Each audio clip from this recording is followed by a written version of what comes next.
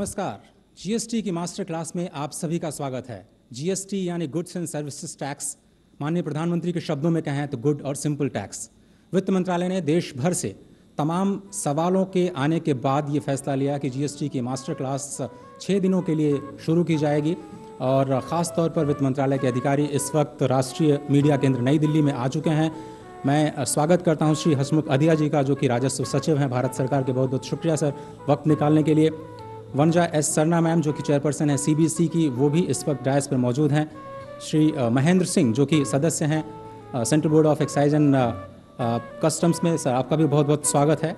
श्री प्रकाश कुमार, जो कि CEO GST network के, बहुत बहुत स्वागत सर इस कार्यक्रम में शामिल होने के लिए। श्री पीके जैन, जो कि चीफ कमिश्नर है सीबीईसी में, आपका भी स्वागत। और श्री जीडी लोहानी, जो कि कमिश्नर हैं सीबीईसी में, बहुत बहुत स्वागत आप सभी का इस कार्यक्रम में वक्त निकालने के लिए।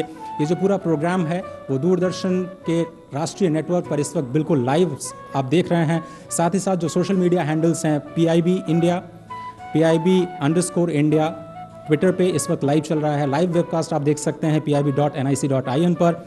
और #GST_GOI पर जो भी सवाल हमारे पास आए हैं, उन सवालों में से हमने जो सबसे ज़्यादा पूछे जाने वाले सवाल हैं उनको चुना है। और मुझे उम्मीद है कि इस पहली क्लास के बाद रजिस्ट्रेशन और माइग्रेशन के संबंधित जो भी आपकी समस्याएं या फिर सवाल आपकी दिमाग में हैं, उनका समाधान अगले 1 घंटे के दौरान मिलेगा।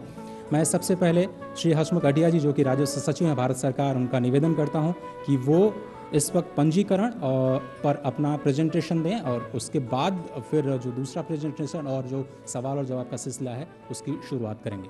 श्री अधिया जी। धन्यवाद। आप सबका इस जीएसटी के क्लास में स्वागत है।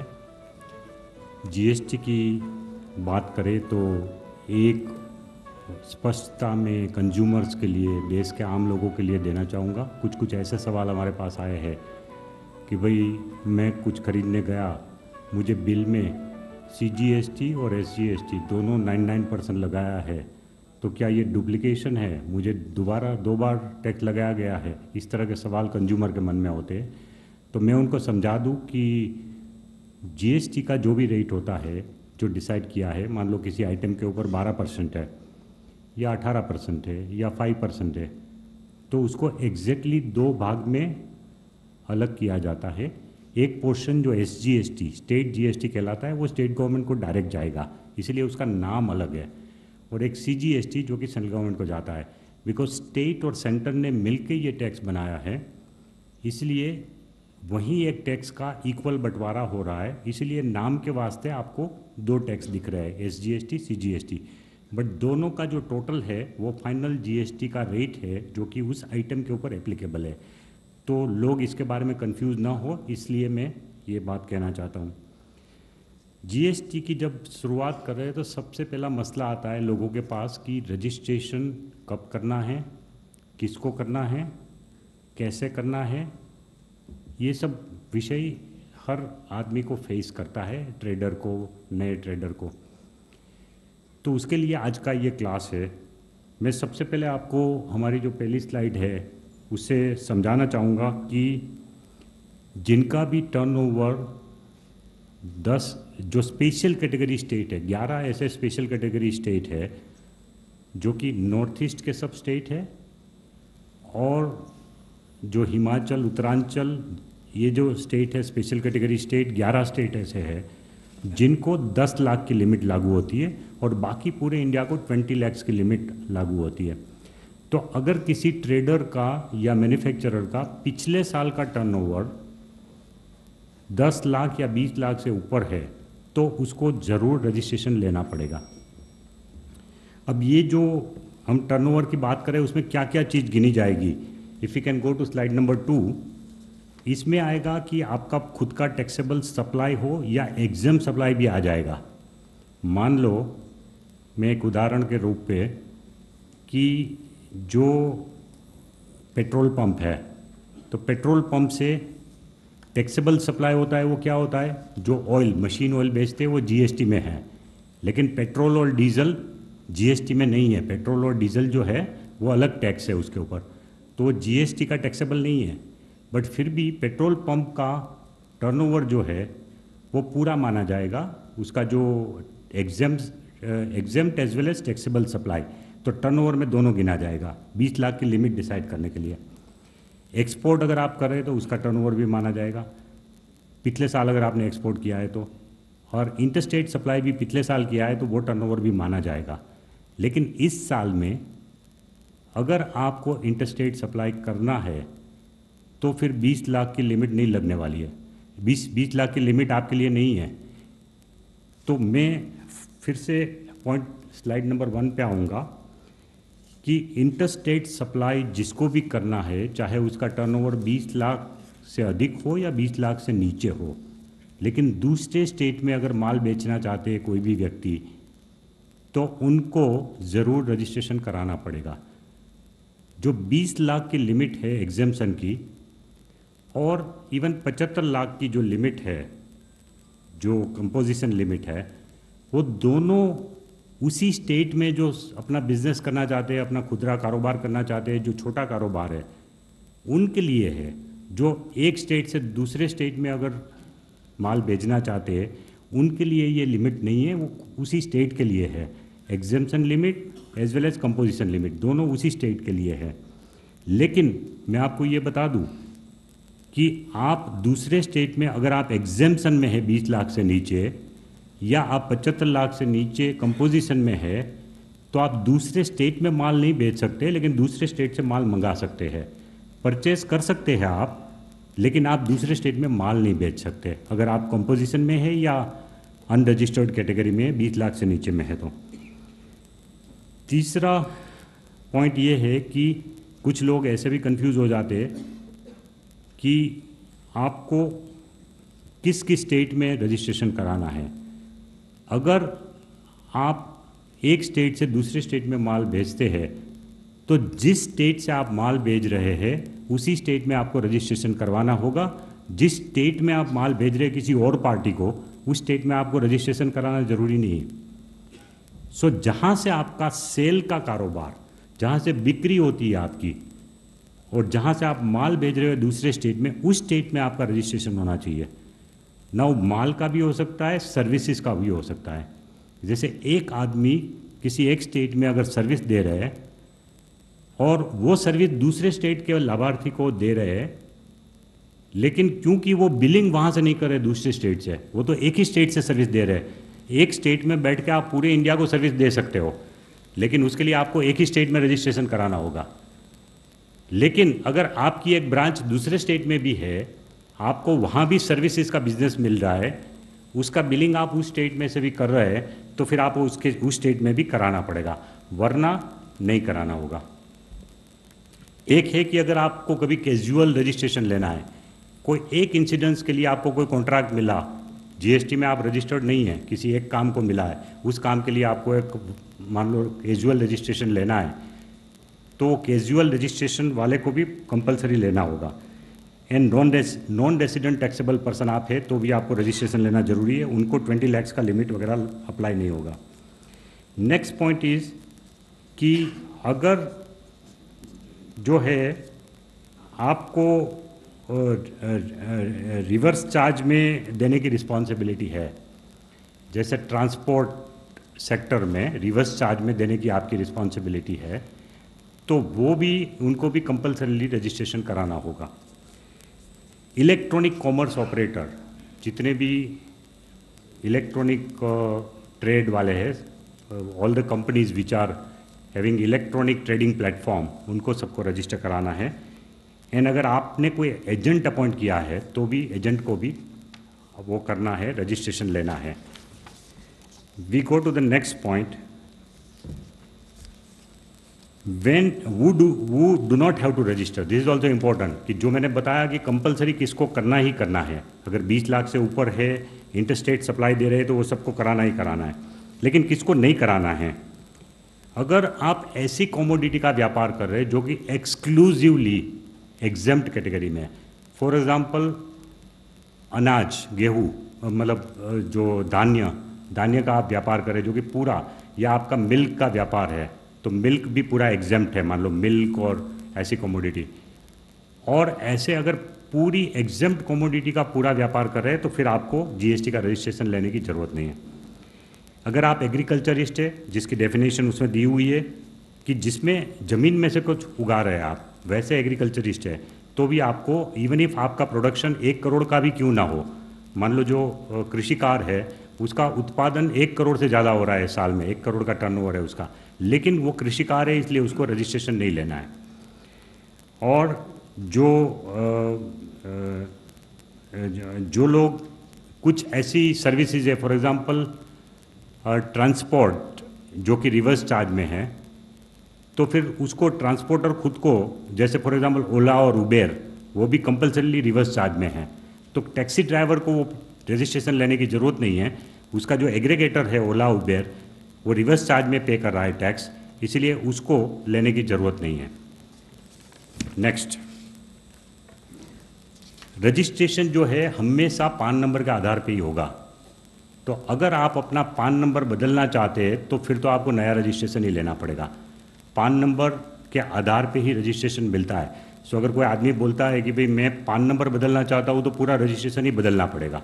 तो ये हमको याद रखना है। दूसरा कि जो स्टेट वाइज सेपरेट रजिस्ट्रेशन लेना है। अगर आपका कारोबार एक से ज़्यादा स्टेट में है, पहले भी ये था कि भाई पहले आपका 5 जगह से कारोबार चल रहा, तो 5 जगह वेट का लेना पड़ता था आपको, अब जीएसटी का लेना पड़ेगा, ऑनलाइन ही लेना पड़ेगा, लेकिन हर स्टेट में लेना पड़ेगा। आप यहीं बैठ के 5 स्टेट का फॉर्म भर के GSTN वेबसाइट से ले सकते हो, लेकिन 5 स्टेट का अलग लेना पड़ेगा अगर आपका कारोबार है तो। सर्विसेज में भी 5 स्टेट में अगर आप सर्विस दे रहे हैं, वहाँ की आपकी ऑफिस सर्विस दे रही है, तो फिर आपको 5 स्टेट में रजिस्ट्रेशन लेना पड़ेगा।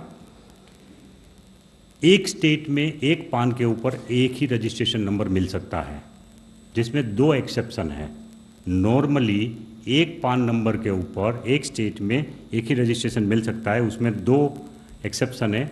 एक तो कि अगर आपका बिजनेस इतना बड़ा है कि आपके अलग अलग बिजनेस वर्टिकल्स है, अलग अलग डिवीज़न है, कि एग्रो इंडस्ट्री का एक डिवीज़न है, सीजनल आइटम्स का एक है, तो इस तरह का अलग अलग अगर आपका डिवीज़न है, वर्टिकल्स है, तो उसके लिए आप अलग डिमांड कर सकते हो, अलग रिक्वेस्ट कर सकते हो, वो आपको मिल सकता है। लेकिन उसके सबके एक एक डिवीज़न के आपको अलग अलग हिसाब रखने पड़ेंगे। प्लस जब एक डिवीज़न आपका दूसरी डिवीज़न के साथ ट्रांजेक्शन करेंगे, तब उसके ऊपर भी पूरा as if it is an independent entity आपको पूरा टैक्स का हिसाब किताब रखना पड़ेगा, टैक्स देना पड़ेगा, because that will be considered as completely a different entity. Same PAN number, owner is the same, 2 business vertical, लेकिन एक दूसरे के साथ उनको अपना वो करना है, वो इंडिपेंडेंस रखना है और उनको टैक्स का व्यवहार होगा।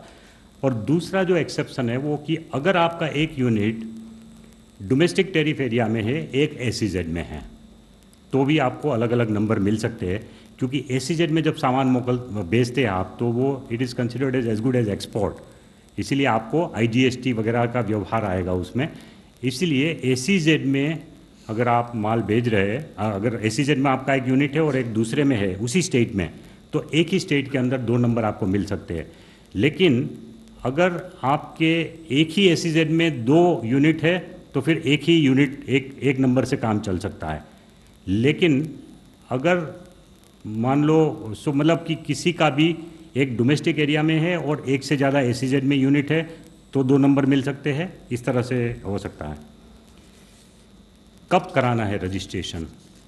जिन लोगों ने माइग्रेट किया है अभी तक, जो अपने पान नंबर और वेट नंबर से, उनको प्रोविजनल सर्टिफिकेट जो मिल गया है, उनको 3 महीने का टाइम मिलता है 1 जुलाई से।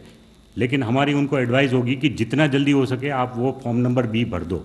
उनमें से 80 लाख लोग थे, उसमें से 67 लोगों ने अपना नंबर को एक्टिवेट कर दिया है लॉगिन करने से, और वो 67 लोगों को हमने प्रोविजनल सर्टिफिकेट पहुंचा दिया है, प्रोविजनल रजिस्ट्रेशन सर्टिफिकेट उनको मिल गए हैं।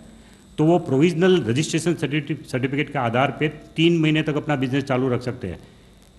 लेकिन उनको पार्ट B कंप्लीट करके फिर फाइनल रजिस्ट्रेशन सर्टिफिकेट लेना है 90 डेज़ के अंदर। तो हमारी तो ये एडवाइस होगी कि भाई जितने भी लोग हैं उन्होंने प्रोविजनल सर्टिफिकेट मिल गया, इसलिए उससे आप संतृप्त मत होइए। आपको जो पार्ट B भरना है वो भर के आप फाइनल सर्टिफिकेट के लिए अभी से एप्लीकेशन कर दीजिए, फिर तकलीफ होगी 90 डेज़ ख़त्म होते ही, फिर आपको दौड़ा दौड़ी करनी पड़ेगी, फिर लास्ट मिनट में प्रॉब्लम होगी।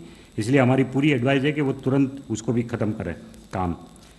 और अगर ऐसा कोई आपका यूनिट था जिसमें आपके पास ना वेट नंबर था ना एक्साइज नंबर था, वो इसलिए कि भाई आपका जो कमोडिटी है वो टैक्स में था ही नहीं।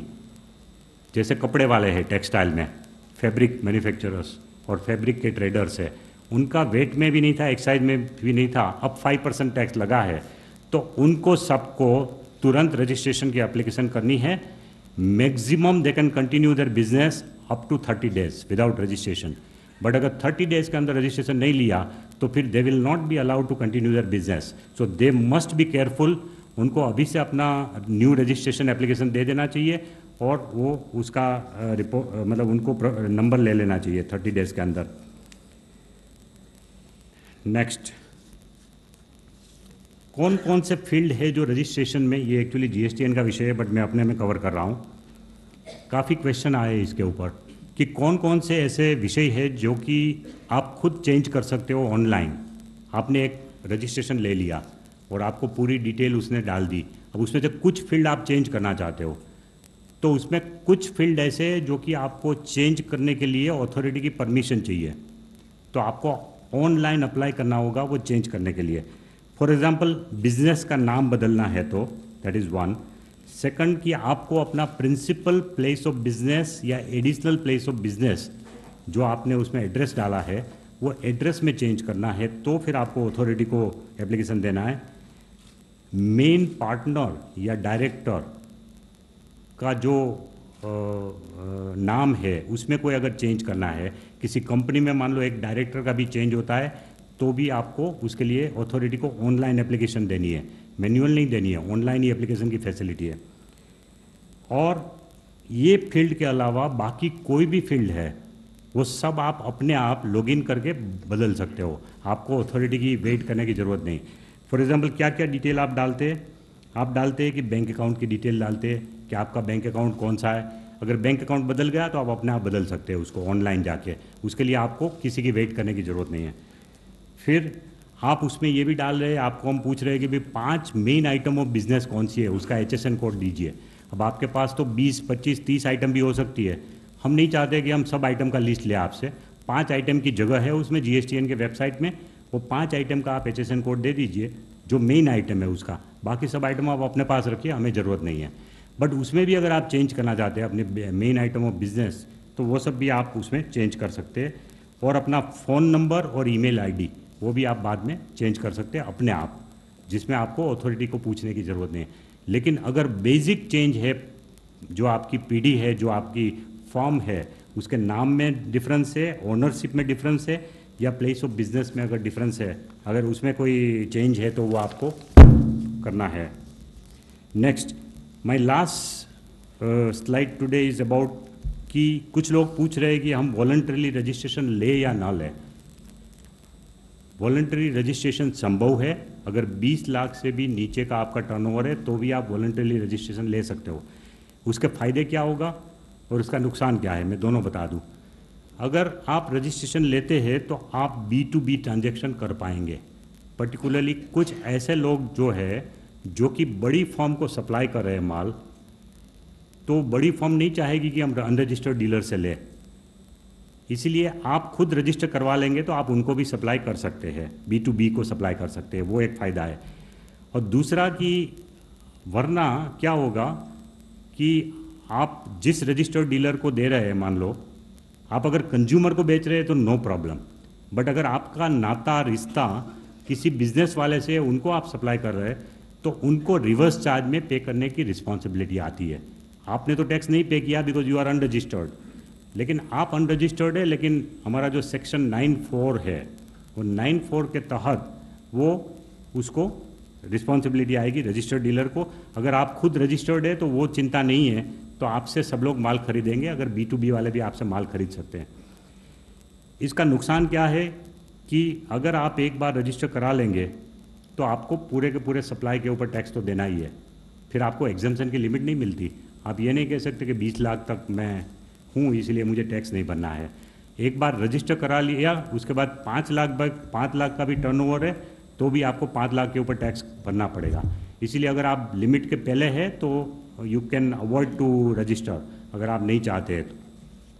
और दूसरा कि एक बार रजिस्टर करा लिया जिसने भी, उनको अपना ट्रांजैक्शन चाहे जीरो भी हो एक महीने के अंदर, there are no transactions also in any month, then also महीने में एक बार तो उसको रिटर्न फाइल करना होगा जो रजिस्टर्ड डीलर है उनको, unless he is a composition dealer. अगर कंपोजिशन डीलर है तो फिर आपको 75 लाख तक का अगर आपका टर्नओवर है तो 3 महीने में एक बार ही रिटर्न भरना है आपको।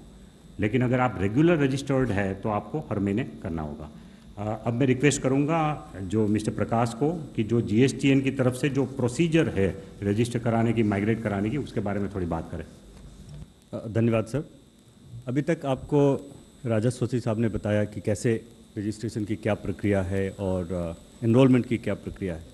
पहला सवाल उठता है कहाँ करेंगे। ये करेंगे आप GST पोर्टल पे, यानी कर रहे हैं gst.gov.in, जहाँ पे रजिस्ट्रेशन, पेमेंट, रिटर्न फाइलिंग, इस तरह की चीज़ें जो टैक्स पेयर को फेसिंग हैं वो सारी की सारी वहाँ पे की जाती हैं। एनरोलमेंट के लिए जो tax payer VAT, service tax, central excise में पहले से ही रजिस्टर्ड थे, उनके लिए प्रक्रिया 8 नवंबर 2016 को शुरू कर दी गई, जिससे उनको हम GST रिजीम में ले आ सके। और इसके लिए टैक्स डिपार्टमेंट ने टिन और पैन भेजा GST सिस्टम्स को, जिस पे उनको एक प्रोविजनल ID जनरेट की गई, उसके साथ एक पासवर्ड दिया गया और टैक्स पेयर को सिर्फ इतना ही करना था कि वो पोर्टल पे जाकर उस प्रोविजनल ID को और उस पासवर्ड को डाल के उसके बाद अपनी मोबाइल, अपनी ईमेल एड्रेस डालें और इतने के बाद आपकी एनरोलमेंट होती कि आप आ गए इसके अंदर, जो पार्ट A कहलाता है।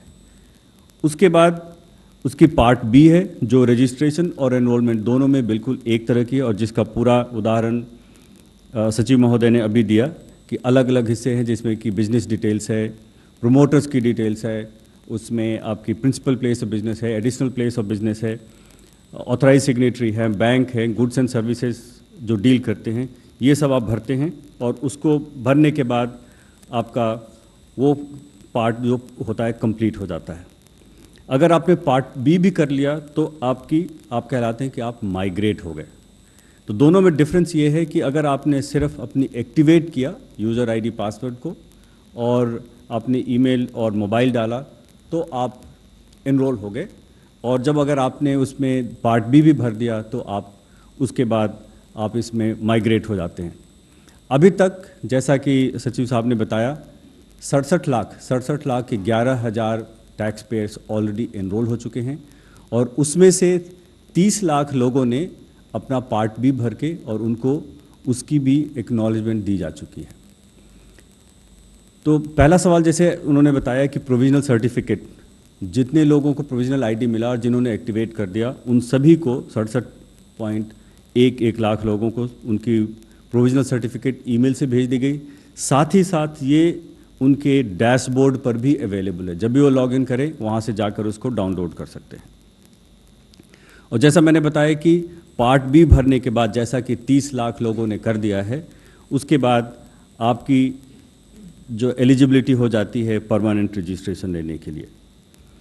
इस बीच में ये जो फिल्ड अप डॉक्यूमेंट है ये जाएगा टैक्स ऑफिसर के पास, जो उसे देखेंगे और देख करके अगर उस अप्रूव कर देते हैं तो आपका परमानेंट रजिस्ट्रेशन होता है। अगर उनकी कोई क्वेरी होती है किसी पर्टिकुलर आइटम के बारे में, जैसे वो पढ़ नहीं पा रहे हैं जो डॉक्यूमेंट लगाया है, या कोई डॉक्यूमेंट है जो कि लीज डीड है, एक्सपायर हो गई है, तो नई डॉक्यूमेंट मांगेंगे और उसको जमा करने के बाद होगा।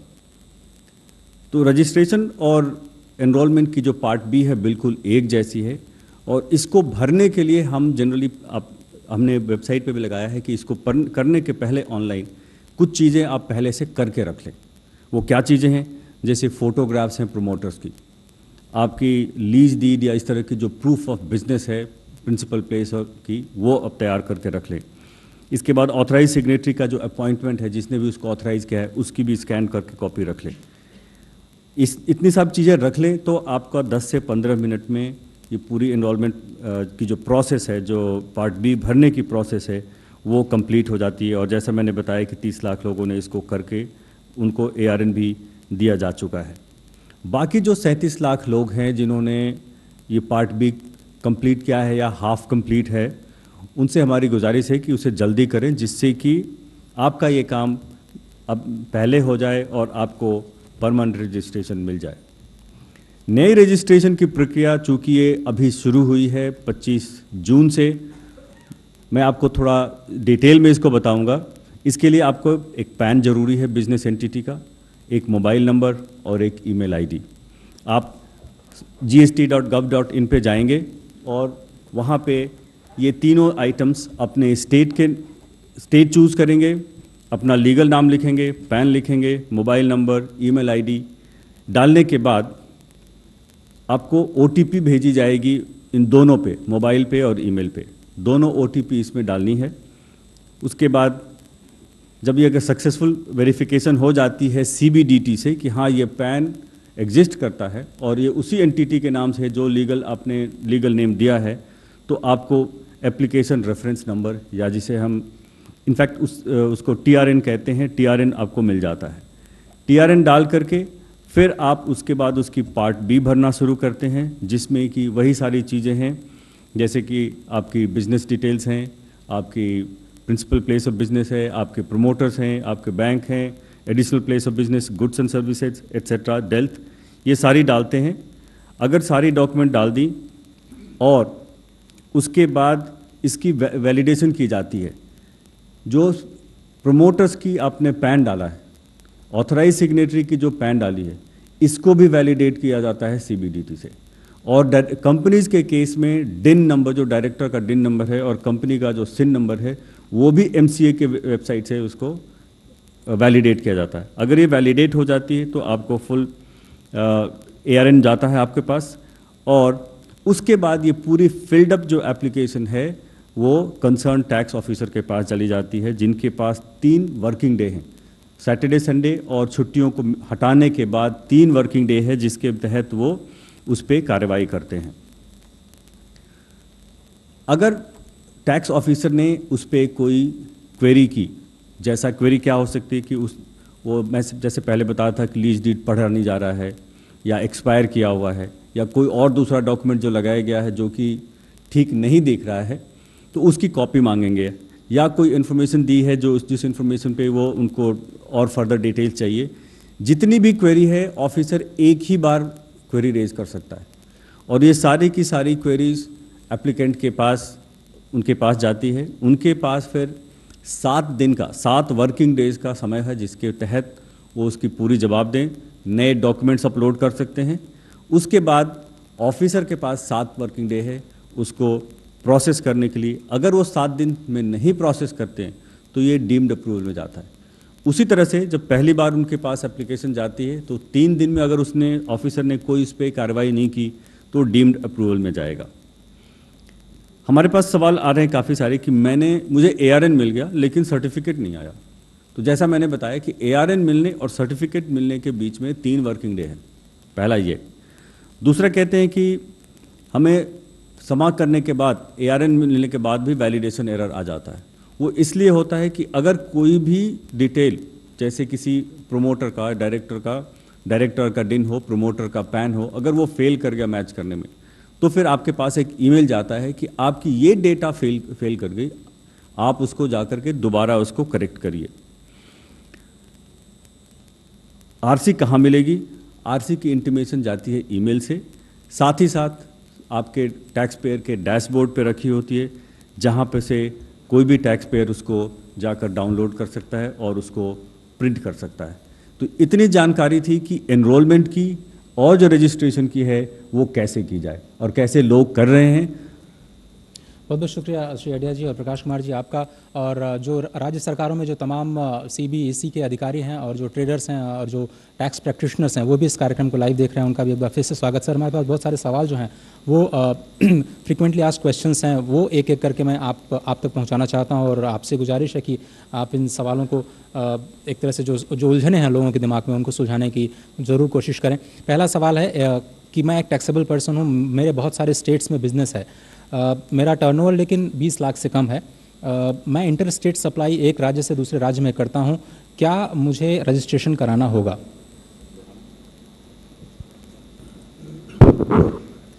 देखिए, अभी राजीव सचिव ने अपने प्रेजेंटेशन में बताया कि कुछ केसेस ऐसे हैं जिसमें आपको थ्रेशोल्ड एग्जेम्पशन नहीं मिलता है।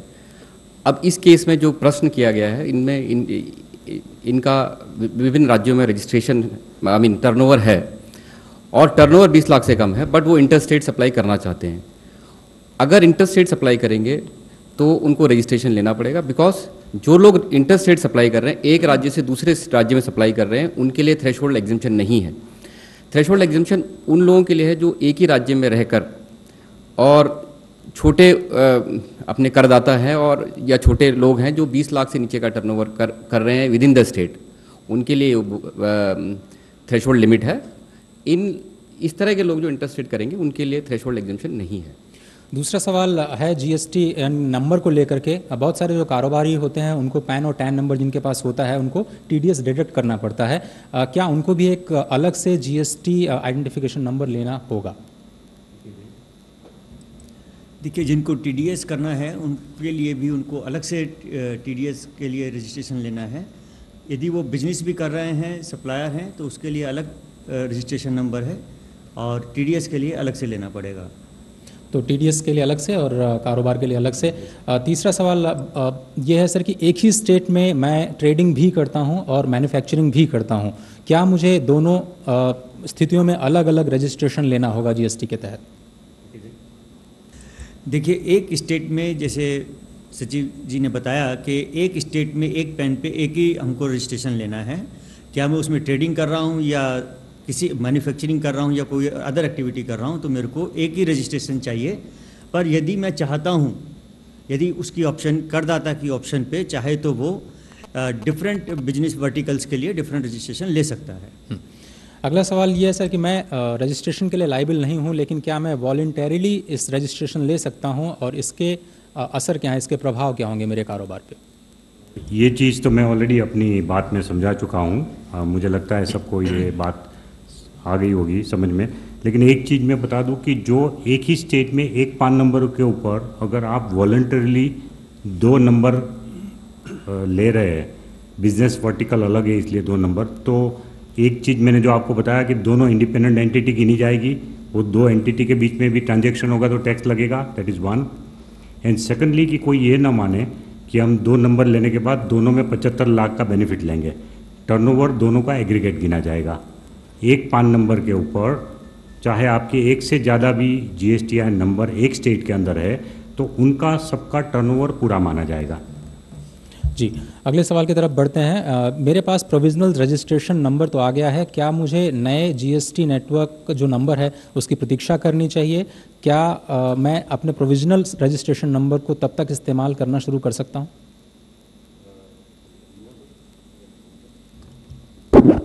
आप अपने प्रोविजनल रजिस्ट्रेशन पीआईडी के ऊपर अपना बिजनेस चला सकते हो और जब तक आपका पूरा जीएसटी नहीं मिलता तो उसके ऊपर कार्रवाई कर सकते हो, आप अपना बिजनेस चला सकते हो। उसकी 90 दिन तक आपको लेकिन जीएसटीएन का अपना जीएसटीआईएन नंबर लेना होगा, तब तक आप अपने पीआईडी के ऊपर अपना बिजनेस चला सकते हो। जी, मैं एक कारोबारी हूँ कंट्री लिकर का, यानी देशी शराब के कारोबार में हूँ। क्या मुझे वैट से जीएसटी में माइग्रेट करना ज़रूरी है, क्योंकि लिकर जो है वो जीएसटी लॉ के दायरे से बाहर है?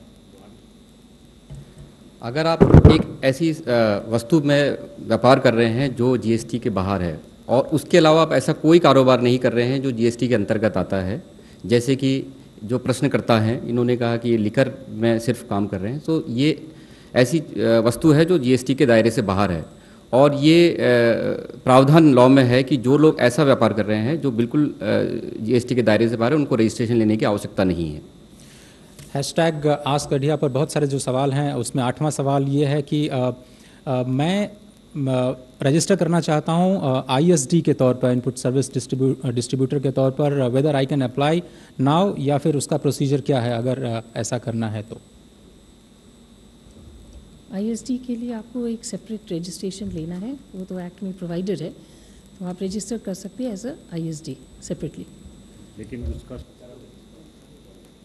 जी, अगला सवाल है सर कि जीएसटी के रजिस्टर करने के लिए मुझे अभी और कितना इंतज़ार करना पड़ेगा? How long can I wait to register in GST, जो अनरजिस्टर्ड हैं? जो अनरजिस्टर्ड हैं जी, अगर आपके टर्नओवर क्रॉस कर रही है, फिर तो आपको जिस दिन 20 लाख क्रॉस की, उससे आपके पास सिर्फ 30 दिन का ही समय है, उसके अंदर अंदर ज़रूर करना है आपको। 30 दिनों का वक्त है आपको जीएसटी नेटवर्क में जीएसटीएन पर जाकर के अपना रजिस्ट्रेशन ज़रूर समाप्त करना होगा। जीएसटी पोर्टल पर जाकर। पोर्टल पे जाकर। जी जी, करेक्शंस करने हैं अपने रजिस्ट्रेशन के डिटेल्स में, तो उसके क्या प्रोसीजर हैं और मैं कितने दिनों में ये कर सकता हूँ? जो आपने अपनी सर्टिफिकेट के लिए जितना जो आपने डेटा जो डाला, अगर उसमें आप कोई चेंज करना चाहते हैं तो पूरे डेटा को 2 भाग में बांटा गया। एक जो कोर फील्ड है, जैसा कि जिसको सचिव साहब ने अभी बताया था, जिसकी उसमें कोई भी अगर बदलाव है तो वो सिर्फ अप्रूवल के बाद होगा, और दूसरे जो नॉन कोर हैं वो आप खुद कर सकते हैं, जैसा कि बैंक डिटेल और इस तरह की चीज़ें। जो कोर आइटम्स दोनों के लिए आपको वेबसाइट पे जाना पड़ेगा। नॉन कोर आप खुद से कर सकते हैं। कोर आइटम आप वहाँ जाएं, आप उसमें अप्लाई करेंगे, उसके बाद वो डेटा जाएगी ऑफिसर के पास, जो कंसर्न्ड ऑफिसर हैं, ऑफिसर उसको देखेंगे और उसके बाद उसको अप्रूव करेंगे। लेकिन आपकी जो पुरानी डेटा है वो भी सिस्टम में रहेगी और नया डेटा भी रहेगा। इसी तरह से आपने अगर phone number, email, bank detail change किया, पुरानी भी रहेगी, नई भी रहेगी हमारे पास। जी, अगला सवाल सर्विस टैक्स से रिलेटेड है। मैं एक रजिस्टर्ड सर्विस टैक्स एसएससी हूँ, लेकिन मेरा जो एनुअल टर्नओवर है वो 12 लाख रुपए है, लेकिन अब मैं थ्रेशोल्ड एग्जम्पशन के लिए एलिजिबल हूँ, तो चूंकि मैं माइग्रेट कर चुका हूँ, क्या मेरे ऊपर टैक्स लगेगा? मेरे ऊपर टैक्स की लाइबिलिटी क्या बनती है? चूँकि आप 12 लाख की टर्नओवर वाले एसएससी थे, तो लॉ के अंतर्गत आपको माइग्रेट किया गया, बिकॉज ये रिक्वायरमेंट थी लॉ की कि सब लोग जो एग्जिस्टिंग रजिस्ट्रेंट है वो माइग्रेट होंगे। पर अब चूँकि ये लिमिट बढ़ के 20 लाख हो चुकी है, सो आपके लिए उचित होगा, अगर आप इस जीएसटी व्यवस्था से बाहर निकलना चाहते हैं और थ्रेशोल्ड एग्जम्पशन लेना चाहते हैं, तो आप कैंसिलेशन के लिए एप्लीकेशन दे दें, तो आप अपना रजिस्ट्रेशन कैंसिल करवा सकते हैं। जी, आईएसडी के लिए क्या अलग से रजिस्ट्रेशन कराना होगा other than the existing tax payers registration? जी, दूसरा सवाल सर स्मॉल डीलर्स और स्मॉल ट्रेडर्स को लेकर के है, जिनके पास आईटी इंफ्रास्ट्रक्चर नहीं है, तो उनके पास और क्या ऑप्शंस हैं इस नए सिस्टम को अडॉप्ट करने के लिए? छोटे लोग, अगर कोई उनको दिक्कत आ रही है कि भाई वो उनके पास ऐसी कोई समझ नहीं है कि कैसे हम लोग रजिस्टर कराएं अपने आप को, तो हमने ये किया है कि स्टेट गवर्नमेंट और सेंट्रल गवर्नमेंट के एक्साइज, वेट या सर्विस टैक्स के जितने भी दफ्तर है, जितने भी ऑफिसेज है, छोटे छोटे ऑफिस जहाँ भी है, उन सबको जीएसटी सेवा केंद्र में तब्दील कर दिया है। वहाँ पर कंप्यूटर भी है। हमारे ऑफिसर को हमने इंस्ट्रक्शन दिया है कि आपको पूरी हेल्प करेंगे, आप वहाँ जाइए, उनको रिक्वेस्ट करिए कि भाई हमको रजिस्ट्रेशन कराना है, हमको हेल्प करिए, तो आपको हेल्प मिल जाएगी। और हमारा ये भी कहना है कि आप किसी आईटी एजुकेटेड यंग बॉय या गर्ल को एंगेज कर लेंगे तो वो भी कर देंगे आपके लिए, इतनी कोई मुश्किल काम नहीं है। हमारे जो छोटे व्यापारी हैं उनको मेरी अपील है कि आपको ये ज़रूरी नहीं है कि टैक्स प्रैक्टिशनर के पास ही जाना। ये रजिस्ट्रेशन का मसला इतना सिंपल है, उसका सिर्फ हाउ है, फियर है, कुछ सिंपल डिटेल्स देनी है। और अगर आप वो एक कोई यंग आईटी एजुकेटेड पर्सन है, आपके फैमिली में, आपके आसपास कोई है, तो उनकी मदद ले लीजिए, वो आपको कर देगा काम तुरंत, और आप उनको थोड़ा सा पुरस्कार भी दे दीजिए, वो खुश हो जाएंगे। टैक्स प्रैक्टिशनर के पास रजिस्ट्रेशन के लिए जाने की ज़रूरत नहीं है। जी, 14वां सवाल इस कार्यक्रम में इसमें एक चीज़ और मैं ऐड करना चाहूँगा कि कुछ लोगों में भ्रांतियाँ हैं कि कोई रजिस्ट्रेशन फ़ी ली जा रही है। सरकार की तरफ से इसमें कोई फ़ी नहीं है, और एक एक करके जैसा भी सचिव साहब ने बताया कि पहले आप बिजनेस डिटेल डालते हैं और मोस्टली ड्रॉप डाउन है जहाँ आपको अब लिखना है, उसके बाद से एडिशनल प्लेस, जैसे प्रिंसिपल प्लेस ऑफ बिजनेस है, डायरेक्टर्स का नाम है, तो जो कोई भी थोड़ी सी भी अगर आप अपनी ईमेल क्रिएट करते हो तो उसमें भी आपको कुछ चीज़ें देनी होती है, तो उसी तरह का है, थोड़ा सा और जी इन्वॉल्व है। नागरिकों की तरफ से एक सवाल है सर कि एक सिटीज़न के तौर पर मैं ये कैसे जान सकता हूँ कि कोई जीएसटी के अंदर रजिस्टर्ड है या अथवा नहीं है? उसके लिए क्या मैकेनिज्म है आइडेंटिफिकेशन के लिए? हर डीलर रजिस्टर्ड डीलर को अपना जीएसटीएन नंबर अपने साइन बोर्ड पे अपने ऑफिस में लिख के रखना है, तो आपको वहाँ से पता चल जाएगा। जब भी आप किसी शॉप पे या एस्टेब्लिशमेंट पे जाएंगे तो उसके बोर्ड पे आपको पता चल जाएगा कि GSTN नंबर उसका लिखा हुआ है तो वो रजिस्टर्ड है। जी, 15वां सवाल है। इंसिडेंटली आप उनको पूछ भी सकते हैं कि भाई आपका GSTN नंबर क्या है। आप कंज्यूमर है तो भी आप पूछ सकते हो कि भाई आपका GSTN नंबर क्या है। और ये लॉ में, रूल्स में प्रावधान है कि अपने प्लेस ऑफ बिजनेस में वो डिस्प्ले करे सर्टिफिकेट ऑफ रजिस्ट्रेशन। अभी क्योंकि प्रोविजनल सर्टिफिकेट ऑफ रजिस्ट्रेशन हमने दे रखा है तो प्रोविजनल सर्टिफिकेट भी उनको डिपिक्ट करना चाहिए व्यापारी को अपने दुकान में। जो कंपोजिशन डीलर है उनको टैक्स चार्ज करने की अनुमति नहीं है। कंपोजिशन डीलर क्योंकि वो खुद चार्ज नहीं कर रहा आपको, तो आपको पता कैसे चलेगा कि मेरे बिल में उसने लगाया नहीं लगाया। तो कंपोजिशन डीलर के लिए भी ये ज़रूरी है कि उनको बोर्ड लगाना है कि मैं कंपोजिशन डीलर हूँ। GSTIN में रजिस्ट्रेशन है मेरा, लेकिन मैं कंपोजिशन डीलर हूँ, वैसा उनको दिखाना है व्यापारी को। रजिस्ट्रेशन के लिए क्या कुछ विशेष श्रेणियां भी बनाई गई हैं, और अगर हैं तो वो किन किन लोगों के लिए ख़ास तौर पर रजिस्ट्रेशन लेना होगा? जो कि आपने प्रेजेंटेशन में बताया कि जो TDS जो डिडक्ट करते हैं, जो TCS कलेक्टर हैं, casual and non resident taxable persons, cross border suppliers और UN स्पेशलाइज एजेंसीज़ को लेना होगा। मेरी रेंटल इनकम 5 लाख रुपए है और मैं एग्जेम्प्ट सर्विस जो 18 लाख एक साल में है उसके लिए एग्जेम्प्टेड कैटेगरी में हूँ, तो क्या मुझे रजिस्टर करना होगा? जी, 20 लाख की जो थ्रेशोल्ड लिमिट है वो सभी लोगों के लिए है जो भी कोई भी सप्लाई कर रहे हैं। अगर आप सर्विस सिर्फ रेंटिंग से आपकी कमाई है और रेंटिंग 18 लाख है तो निश्चित तौर पर आप इस एग्जेम्पशन लिमिट के हकदार हैं और आप चाहें तो रजिस्ट्रेशन ना लें। वॉलंटरी रजिस्ट्रेशन का प्रावधान भी है जैसा कि बताया गया अभी प्रेजेंटेशन। जी, GST नेटवर्क से भी जुड़े कुछ सवाल हैं सर। उसमें पहला सवाल यह है कि जो प्रोविजनल ID मुझे रिसीव नहीं हुई है तो मैं उसके लिए क्या करूं? जैसा मैंने पहले बताया था कि प्रोविजनल ID GST सिस्टम तैयार करता है। रिक्वेस्ट आती है टैक्स डिपार्टमेंट से कि ये टिन है टैक्स पेयर का और ये इसका पैन है, जो वैलिड पैन है। पैन की वैलिडेशन चेक की जाती है और उसके बाद एक GST नंबर निकाल कर उनको दिया जाता है प्रोविजनल ID के रूप में। जी, मैं एक बात स्पष्ट करना चाहूँगा कि जो प्रोविजनल ID है यही टिन हुई है, GST भी है, ये अलग से फिर नहीं, वही नंबर रहेगा आगे भी। तो अगर किन्हीं को नहीं मिली है तो उनके जो टैक्स अथॉरिटी हैं, ज़्यादातर टैक्स अथॉरिटी जैसे कि सर्विस टैक्स, सेंट्रल एक्साइज, सभी ने अपने वेबसाइट पे डाला है कि आप अपने पुराने जो डिपार्टमेंट था, जैसे मान लीजिए सर्विस टैक्स पेयर है, आप जाएं वहाँ पे, जैसे आप लॉगिन करें तो आपको दिखाई देगा कि आपका ये प्रोविजनल ID और ये टोकन है। और वहाँ उन्होंने ये भी लगाया है कि इस पे क्लिक करिए तो आप उस साइट पे चले जाएंगे, यानी gst.gov.in पे। इस तरह से वैट डिपार्टमेंट्स ने भी किया। जी, अगला सवाल। बड़ा इंपॉर्टेंट खुलासा किया है।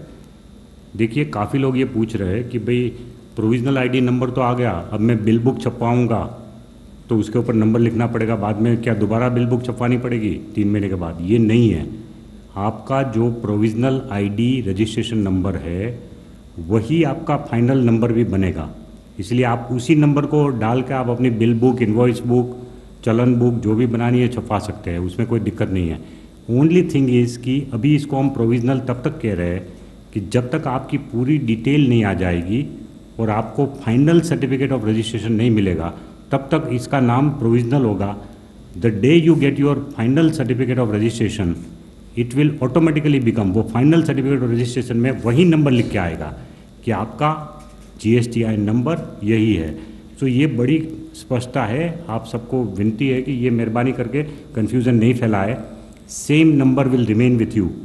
अगर आपने पूरी फॉर्मेलिटी 3 महीने के अंदर कर दी तो वही नंबर आपका परमानेंट बन जाएगा, और अगर 3 महीने के अंदर आपने वो फॉर्मेलिटी नहीं कर दी तो फिर 3 महीने के बाद वो ऑटोमेटिकली कैंसिल हो जाएगा वो नंबर। इसलिए वी वुड अगेन रिक्वेस्ट कि जिन्होंने भी प्रोविजनल ID का सर्टिफिकेट मिल गया है वो अपने आप को सेटिस्फेक्शन मान के आगे कुछ न करे, ऐसा मत माने। जो लोगों को जो डिटेल देनी है पार्ट B की, वो डिटेल देके फाइनल सर्टिफिकेट ऑफ रजिस्ट्रेशन अभी से ले लीजिए, फिर बाद में लास्ट मिनट किसी को तकलीफ नहीं होनी चाहिए। एक फॉलोअप क्वेश्चन सर इसी से जुड़ा हुआ यह है कि मेरी प्रोविजनल ID को कैंसिल कर दिया गया है, मैं इसको कैसे फिर से एक्टिवेट कर सकता हूँ? ये क्या हुआ कि कुछ टैक्स डिपार्टमेंट्स में उन्होंने एक ड्राइव चलाई मार्च अप्रैल के समय में, जिन लोगों ने काफ़ी दिनों से रिटर्न नहीं फाइल कर थी उन्हीं की सारी कैंसिल कर दी। तकरीबन 5 लाख एक साथ हो गए।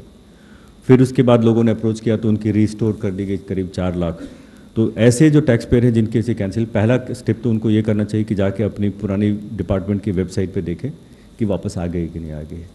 इसको चेक करने के लिए हमारी वेबसाइट पे भी जो जीएसटी पोर्टल है, आप वहाँ जाकर स्टेट और उसके साथ पुराने टैक्स डिपार्टमेंट का टिन या पैन, दोनों में से कोई एक डाल करके आप देख सकते हैं कि उसकी स्टेटस क्या है।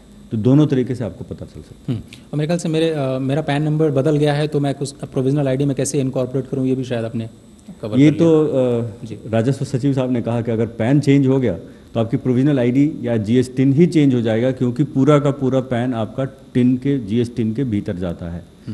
कौन करेगा इसको?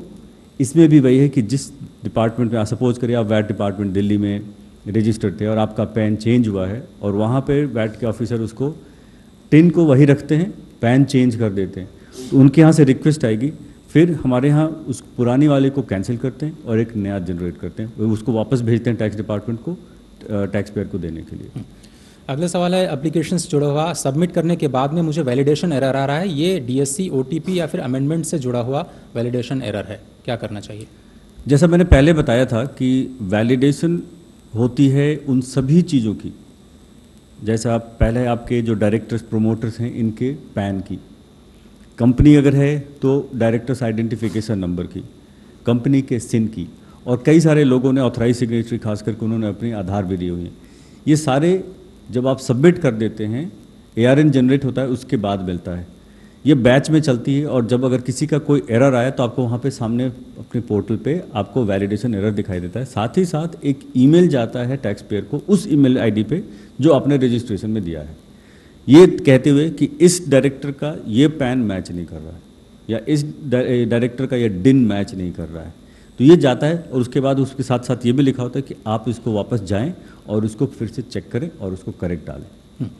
डिजिटल सिग्नेचर सर्टिफिकेट्स मैं साइन नहीं कर पा रहा हूँ, मुझे कभी कभी OTP रिसीव नहीं हो पा रही है, क्या कोई दूसरा मैकेनिज्म है जिससे मैं ऑथेंटिकेट कर पाऊँ?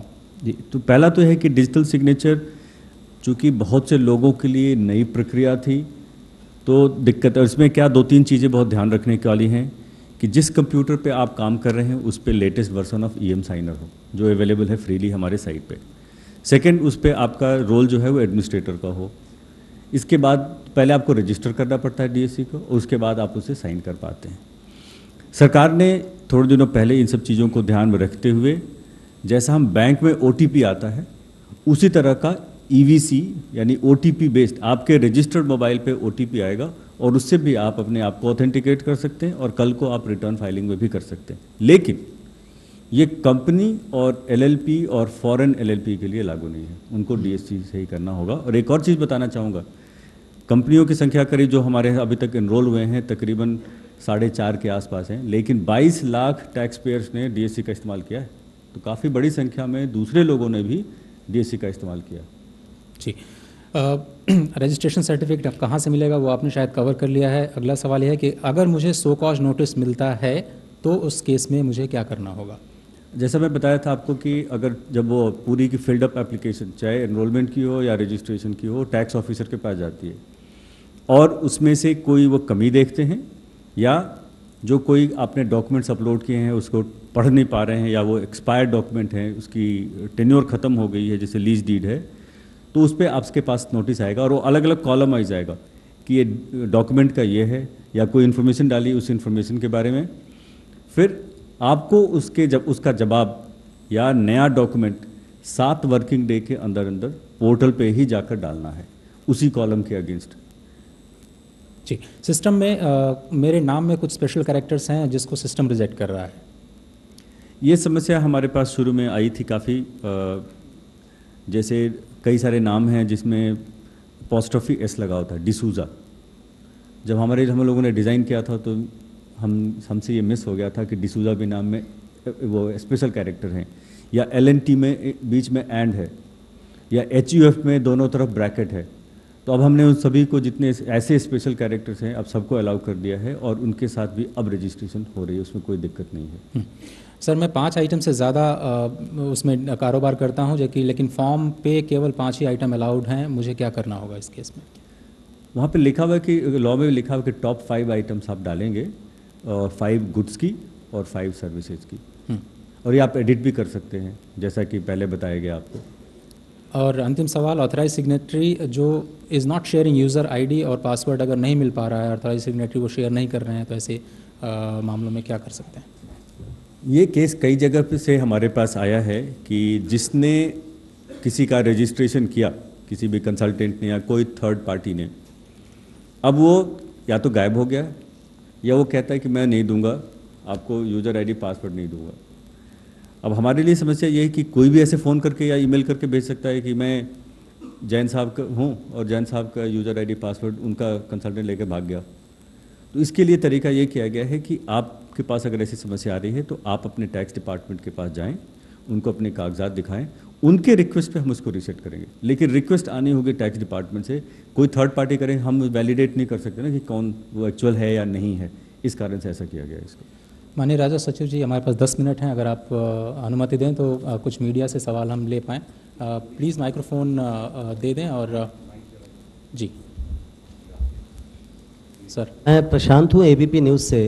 एक समस्या जो आ रही है, जीएसटी लागू होने के बाद गाड़ियों के दाम कुछ कंपनियों ने घटाए थे, लेकिन कुछ राज्यों ने रजिस्ट्रेशन टैक्स बढ़ा दिया है। तो जानना लोग चाहते हैं कि फिर इसका फ़ायदा कॉमन मैन को कैसे मिलेगा?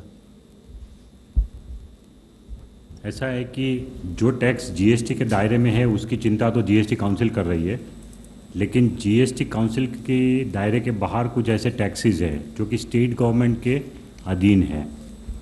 उसमें से एक ये भी है कि भाई जो लाइफ टाइम टैक्स लेते हैं व्हीकल्स के ऊपर, वो रोड टैक्स के नाम पे, वो जो है वो स्टेट गवर्नमेंट का अधिकार में है, और किसी भी स्टेट गवर्नमेंट को ये अपने अधिकार में घटाने का या बढ़ाने का वो स्कोप है उनको। तो उसको बढ़ाना या घटाना वो डिसीजन स्टेट गवर्नमेंट खुद लेगा, डिपेंडिंग ऑन कि कैपेसिटी है कि नहीं लोगों की बेयर करने की। तो उस हिसाब से उन्होंने जो भी डिसीजन लिया वो ठीक है, वो हम उसमें कुछ नहीं कर सकते, बिकॉज उनका अपना अधिकार है। वसीम जी। सर, एक छोटा सा क्लैरिफिकेशन चाहिए। मैं एक व्यापारी हूँ, मैं 10 छोटे सप्लायर्स को माल सप्लाई कर रहा हूँ और उनके पास जीएसटीएन नंबर नहीं है, तो मेरे को इनपुट क्रेडिट कैसे मिलेगा? किसको इनपुट क्रेडिट चाहिए? अगर मुझे इनपुट क्रेडिट चाहिए, अगर मैं किसी व्यापारियों को सप्लाई कर रहा हूँ और जिनके पास रजिस्ट्रेशन जो नंबर अनरजिस्टर्ड डीलर है उनको तो इनपुट टैक्स क्रेडिट चाहिए ही नहीं, उनको तो टैक्स की लायबिलिटी नहीं है, तो इनपुट टैक्स क्रेडिट कहाँ से चाहिए? लेकिन मैं रजिस्टर्ड हूँ, मुझे चाहिए, अगर मेरे को तो इनपुट क्रेडिट मिलना चाहिए, मुझे नहीं मिलना चाहिए। हाँ वही लिए, बट आपको पता है कि एक 9(4) जो हमारा सेक्शन है वो ये कहता है कि कोई भी रजिस्टर्ड डीलर अनरजिस्टर्ड डीलर से माल खरीदता है तो रिस्पॉन्सिबिलिटी टैक्स की रिवर्स चार्ज में रजिस्टर्ड डीलर की होगी। तो मुझे जैसे मैंने पहले आपको टैक्स भरना है, फिर उसकी इनपुट टैक्स क्रेडिट लेनी है। तो फिर मैं पहले टैक्स भरूंगा, लेकिन वो टैक्स नहीं भरेंगे जिन्होंने लिया है, छोटे सप्लायर है वो। हाँ वो नहीं भरेगा, बट मैं उस टैक्स को भरूंगा और मैं उसकी इनपुट टैक्स क्रेडिट ले लूँगा। लेकिन इसमें एक एक्सेप्शन किया हमने, ये रिवर्स चार्ज में जो देना है रजिस्टर्ड डीलर को, रजिस्टर्ड डीलर अगर अनरजिस्टर्ड डीलर से खरीदता है तो उसको रिवर्स चार्ज में टैक्स पे करना है। लेकिन अगर एक दिन में 5,000 रुपये तक की आइटम है तो उसके लिए वो रिवर्स चार्ज में टैक्स नहीं देना है। सो कुछ लोग कहते हैं कि भाई छोटी स्टेशनरी खरीदने हमने भेज दिया तो स्टेशनरी का जो आएगा उस वो अनरजिस्टर्ड डीलर से लिया मान लो, या कुछ चाय पानी मंगवाया या किसी होटल से, ऐसी होटल से चाय पानी मंगवाया जिसमें जीएसटी नहीं लग रहा है, तो फिर उसके लिए 5,000 पर डे का आपको मुक्ति है। और उसके ऊपर अगर होगा तो भी आपको पूरे महीने का ऐसा जो भी सप्लाई आप खरीद रहे हैं अनरजिस्टर्ड डीलर से, वो पूरे सप्लाई का एक बिल बनाना होगा और एक इन्वॉइस बना के, सेल्फ इन्वॉइस बना के आप उसके ऊपर टैक्स की लायबिलिटी अपनी दिखा सकते हैं। बट टैक्स भरने की जिम्मेवारी आपकी है, जिनसे भी आपने खरीदा है वो अगर अनरजिस्टर्ड डीलर है तो। जी नहीं, बेच रहे हैं तो कोई दिक्कत नहीं है, बेच रहे हैं तो आप तो टैक्स भर के ही लाए होंगे और वो कोई दिक्कत नहीं है, आप टैक्स उस पर लगा के उसको बेच सकते हैं। बेचने में कोई दिक्कत नहीं है, छोटे वाले को बेच सकते हैं। This is Neeraj Chakar from Catch News. I have one question. There was a recent incident of where Tamil Nadu government, they imposed an additional entertainment tax which was about 28 to 30%. This was actually a result of a exemption given to local bodies under the GST that they can impose their own taxes. How many such taxes can be levied by local bodies? And is there a fear that local bodies under the pressure of the state governments to increase their revenues can use these taxes to impose higher taxes, which can actually lead to inflation? देखिए मैं आपको गिना दूँ, आप उंगली पे गिन सकते हैं, उतने ही टैक्सेस है। सबसे पहला 5 कमोडिटी जो पेट्रोलियम की है, petrol, diesel, natural gas, crude oil and aviation turbine fuel, इनके ऊपर वेट लगाने की पावर स्टेट गवर्नमेंट के पास है, सेंट्रल गवर्नमेंट के पास एक्साइज लगाने की अलग पावर है, तो जीएसटी के बाहर है। तो उन प्रोडक्ट पे स्टेट और सेंटर कभी भी बढ़ा सकते हैं, कभी घटा सकते हैं। दूसरी जो मेजर आइटम है वो है stamp duty and registration charges, जो ज़मीन या मिल्कत के ऊपर जो होता है वो पावर स्टेट गवर्नमेंट का है, उसमें भी स्टेट गवर्नमेंट कटौती कर सकती है, बढ़ोतरी कर सकती है। तीसरा जो ये मसला आया था मुंबई का, ये महाराष्ट्र का, कि जो व्हीकल टैक्स है वो पावर स्टेट गवर्नमेंट का है। चौथा electricity duty, electricity duty on sale of electricity is still with the state government, एक ये है। नेक्स्ट इज पोर्टेबल अल्कोहल, जो पोर्टेबल अल्कोहल है उसके ऊपर एक्साइज, स्टेट एक्साइज कलेक्ट करने का पूरा अधिकार स्टेट को है, उसमें सेंट्रल गवर्नमेंट को कोई अधिकार नहीं है। और कोई चीज़ छूट गई?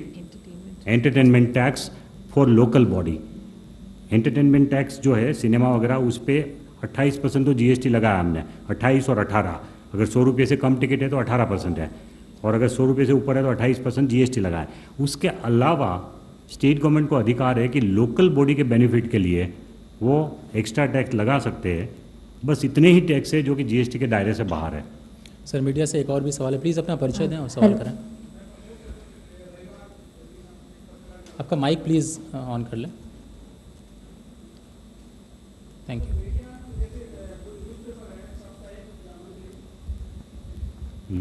साप्ताहिक या मंथली जो न्यूज़पेपर हैं उनके बारे में थोड़ा बताएंगे, क्या इनको भी रजिस्टर्ड कराना पड़ेगा? क्या मीडिया एंड एंटरटेनमेंट इंडस्ट्री में जो न्यूज़पेपर साप्ताहिक और मैगजीन न्यूज़पेपर्स हैं, पीरियडिकल्स हैं, क्या उनके ऊपर जीएसटी का प्रावधान है? उनको भी रजिस्टर करना न्यूज़पेपर और होगा? मैगजीन, न्यूज़पेपर पे तो नहीं, न्यूज़पेपर के ऊपर तो न्यूज़पेपर अगर आपकी एडवर्टाइजमेंट की इनकम 20 लाख से बढ़ रही है, जो एडवर्टाइजमेंट स्पेस दे रहे हैं उसकी इनकम अगर 20 लाख से बढ़ रही है तो फिर आपको रजिस्टर कराना है, क्योंकि हमने वो एडवर्टाइजमेंट स्पेस के ऊपर 5% डाला है 20 बार जीएसटी में। जी, सीएनबीसी से Good सवाल evening, है। sir. Excuse me, can I ask one question? Yeah, my name is Suryanshi. I'm from News Nation. मेरा सवाल बहुत हो सकता है कि क्योंकि मैंने I just joined shortly, so maybe it might not relate please to सवाल it. करें। But सवाल मेरा ये है कि जीएसटी से जो आम लोगों की पॉलिसीज एंड स्कीम्स हैं उस पर क्या असर पड़ेगा? जैसे कार लोन है, होम लोन है या इंश्योरेंस पॉलिसीज हैं, क्या उस पर कोई असर पड़ेगा जीएसटी से रिलेटेड? Thank you ma'am. देखिए मैं आपको बता दूं कि सर्विस टैक्स जो है वो इंटरेस्ट के ऊपर लागू नहीं होता है। सो चाहे आप डिपॉजिट रख रहे हैं या चाहे आप लोन ले रहे हैं, तो इंटरेस्ट के ऊपर सर्विस टैक्स नहीं लगता, जीएसटी नहीं लगता। इंश्योरेंस के ऊपर ज़रूर लगता है, लेकिन उसमें भी जो लाइफ इंश्योरेंस पॉलिसी है उसके 2 पोर्शन होते हैं। एक होता है कि जो वो लोग अपना सेविंग के लिए कॉर्पस में जाता है, और दूसरा रिस्क कवर करने के लिए होता है। तो हम लोग जो चार्ज करते हैं सर्विस टैक्स वो सिर्फ रिस्क पोर्शन के ऊपर करते हैं, जो कि services given by insurance company है उसके ऊपर होगा, लेकिन जो कॉर्पस पोर्शन है उसके ऊपर नहीं लगता है। सो उसमें भी लिमिटेड असर होगा, और उसमें भी पहले 15% था, अब 18 है, लेकिन उसमें से गुड्स का इनपुट टैक्स क्रेडिट वो ले सकते हैं। इंश्योरेंस कंपनी ने जितने भी गुड्स अपने सर्विसेज देने के लिए यूज़ किए हैं, मान लो ऑफिस में एयर कंडीशनर लगवाया है तो एयर कंडीशनर के लिए जो जीएसटी दिया है उसका इनपुट टैक्स क्रेडिट ले सकते हैं। और फर्नीचर है, स्टेशनरी है, किसी को कमीशन दे रहे हैं, वो सब पे जो है उनका इनपुट टैक्स क्रेडिट ले सकते हैं। ऋतुपर्णो जल्दी से 1 मिनट। Rituparno from CNBC TV 18 sir. Sir export consignments जो जाते हैं फैक्ट्री गेट से पोर्ट, बिफोर जीएसटी एक प्रोसेस उसमें फॉलो किया जाता था, वेर इन एक बॉन्ड कस्टम्स अथॉरिटीज़ के साथ या एक्साइज डिपार्टमेंट के साथ होता था, एक्सेट्रा एक्सेट्रा, एंड सो उसी अंडरस्टैंडिंग से एक्सपोर्ट कंसाइनमेंट्स चले जाते थे। लेकिन अभी कुछ पोर्ट्स में प्रॉब्लम ये आ रही है कि कस्टम्स के जो फॉर्मेशंस हैं वो मांग रहे हैं, फॉर एग्जांपल बैंक गारंटी मांग रहे हैं ऑन ईच कंसाइनमेंट। इससे एक्सपोर्टर्स के जो कॉस्ट है, it is adding to their cost. So क्या इस पे कुछ कस्टम्स डिपार्टमेंट इस पे कुछ कर रही है? लोहानी देखिए, जो एक्सपोर्ट के लिए जो प्रावधान है वो ये है कि आज भी आप जीएसटी के अंतर्गत भी अंडर बॉन्ड एक्सपोर्ट कर सकते हैं। सो ये प्रावधान कंटिन्यू किया गया है, इसलिए आपको जो जीएसटी फॉर्मेशन है उसी में बॉन्ड देना है। और तुरंत प्रभाव से ये किया गया है कि एक्साइज अथॉरिटी बॉन्ड लेंगी। तो कस्टम्स को तो बैंक गारंटी नहीं लेनी है इन रिलेशन टू एक्सपोर्ट, और जहाँ तक हमको पता है नहीं ले रहे हैं। अगर ऐसी कोई चीज़ होगी तो हम देखेंगे उसको, बट वहाँ बैंक गारंटी नहीं देनी। जो भी बॉन्ड देना है वो जीएसटी फॉर्मेशन में देना है। बहुत बहुत शुक्रिया। इस कार्यक्रम में वक्त सिर्फ इतना ही है। श्री हसमुख अधिया जी, राजस्व सचिव, आपका बहुत बहुत शुक्रिया। वनजा एन सरना जी बहुत बहुत शुक्रिया। प्रकाश कुमार जी, महेंद्र सिंह जी, पीके जैन साहब और जीडी लोहानी साहब बहुत बहुत शुक्रिया वक्त देने के लिए। आज पहली क्लास में सिर्फ इतना ही, लेकिन जो कल की क्लास है वो 4:30 से 5:30 बजे शाम को इसी जगह पे होगी और ये ट्रांजिशन और इनवॉइस मेकिंग से संबंधित है। तो फिलहाल आज के इस खास कार्यक्रम में सिर्फ इतना ही। दीजिए इजाज़त, नमस्कार।